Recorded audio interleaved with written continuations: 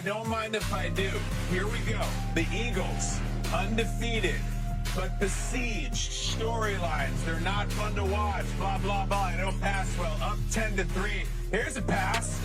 Saquon downfield, running away. That is one of the best highlights of the year for the Philadelphia Eagles. Everything seems great. They're pulling away, 2-score lead. Romo and Nance are like, this one's kind of ho-hum. No, 17-10. Denver's a lot of things, but they're not quitters. They will not quit. And we go to Evan Engram. Remember him, New York? 11-yard touchdown, and they go for 2. Down 1, they go for 2. Gotta have it. And guess what? They get it. Tony Franklin, Bo Nix's college teammate, 2-point conversion. Broncos are winning in Philly. How about this? We got something brewing. And then it gets ugly. Now watch this. This is a beautiful pass to Devontae Smith. There's your downfield offense. That's everything you want in Philly. Watch the flag, and this is deep into the minutia. You're going to see an illegal shift that's actually called on Saquon. When you have 2 men in motion, as you do with the wide receiver moving and Saquon needs to reset completely before the ball is snapped. He doesn't. Nullifies a big gain. I know that was deep in the weeds, but it was a really important play. Now down 4, 8 seconds left. We're skipping a lot of action here. Huge play here. Huge play, Dallas Goedert. His arm seems to be held back. He doesn't get the call. Philadelphia's mad about it. There was another one on Zach Vaughn that they didn't get. Sirianni's pissed. And now it's Hail Mary time. And I'm going to say this again. Devontae Smith has this thing timed so beautifully. High point, perfect timing, got it. And A.J. Brown, in his own attempt to get the ball, really makes the defensive play on Devontae. So this is when everything's going wrong. Your guy is breaking up the pass from his own cohort.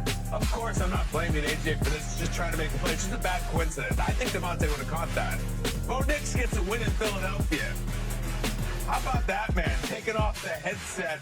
Sirianni takes a loss for the first time in a long time, going back all the way through the Super Bowl. And that's it, boys and girls. 4-1, the Eagles. They lose by 4. Admittedly, a lot of questionable calls, but when don't we say that? The story here is the Denver Broncos winning, and here is their victorious comeback and how he's feeling following his team coming back in the fourth quarter. It's a great win. It proves that we can go on the road and beat these tough teams, and we can be a tough team to play. So that's good for our confidence. It's good for going to this trip. A lot of teams struggle before they go to London, but we focused on this trip. We focused on this game, and we went out and got it done. It was good for us. Give a lot to that team. They played an outstanding game. Executed situationally when they needed to, and they won that battle. Just have to really stay focused on the task at hand, stay focused on the main thing, and be bought into the collective of doing that by any means necessary. So this is a great one to learn from, and we will learn from it. For 287 days, the Eagles would win a game when that man wearing that cap, Jalen Hurts, started a game and finished a game. They had won for a very long time. Until they didn't against the Denver Broncos, who came to town, and they also took Jalen Hurts down a handful of times, Manti. Yeah, when I look at this offense, this Eagles offense, and I look at their struggles passing the ball, I equate Jalen Hurts to Nick Cannon's character in the movie Drumline. Oh, now you're talking. If you guys know the movie Drumline, Devin Miles, that's who Nick Cannon plays. He's a very skilled drummer, especially on the snare. He's special. He's a special talent. However, Devin Miles has one little fault, and he can't read music. Now, that doesn't make him any less of a drummer. He's a special drummer. However, I think that in this situation, that is the Philadelphia Eagles offense, Kevin Patullo being the offensive coordinator, he's putting his skilled drummer in situations that doesn't play to his strengths. Jalen Hurts is a special talent at the quarterback position.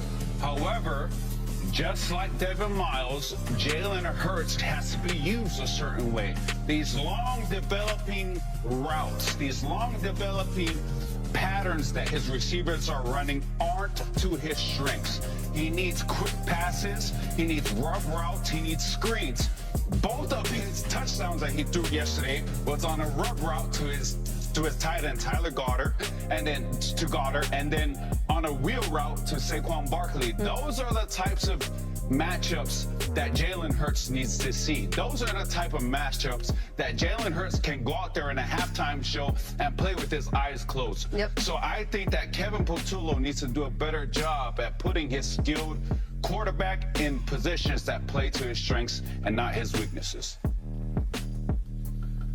Yeah, we talk about the deficiency of the Philadelphia Eagles, man, but we got to show love to this Broncos defense, who showed up and really put out some really good high-octane tape. You talk about right now, I consider Jalen Hurts and Saquon Barkley the best duo of football, and they put the Philadelphia Eagles run game on ice, man. You talk about Saquon just had 6 rushes for 30 yards. Yeah. Jalen Hurts was sacked 6 times. I mean, we haven't seen that type of performance from a defense against the Eagles in a long time. And what's great about what the Broncos did, they pretty much laid out a blueprint on how to beat the Eagles. Stay in your rush lanes, attack off the edge, shrink the pocket, make Jalen Hurts throw from a well. We saw all that come into fruition during the game, and we saw, especially in the second half, they started the nickel blitz, getting some DB pressure, really sped up Jalen Hurts' process time in the pocket. And when we talk about what this defense continues to do, they apply pressure, especially with Nick Bonito. He had 2.5 sacks. Zach Allen was dominant. So the Broncos, for me, this defense really played really well. And they answered the bell. They met the challenge, and they came out on the other side with the W. My takeaway watching this game is I think Bo Nix is one of the most important players in the NFL. He's very important, pivotal player. If he has it, anything's possible. If Bo Nix continues to blossom this year, the Broncos could win the Super Bowl this year. They have the coach, they have the defense. Can he make enough plays? I don't know. First half was rough. Second half was excellent. I don't know who he's going to be. He's so young in the league. He's so inexperienced. If he really has that run, that he gets better and better, and we're looking at December like, wow, Knicks has really turned the corner, then Denver is going to be very, very formidable. Like, they're one of those teams that they could win the whole thing. I mean it. I mean, Joe Burrow was in the Super Bowl in the second year. It all came together. They're built differently than that team, but he's a very important player. I don't know who he's going to be. Who he decides to be is going to determine a lot of fates in the AFC, because Denver has got it together. They just beat Philly.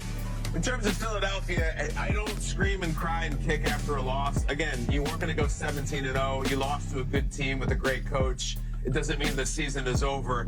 It's just, there's a question of, for a team that's so established and that's the Super Bowl champs that we know so well, I still don't really know what their identity is, which is odd for the team. Like, they're a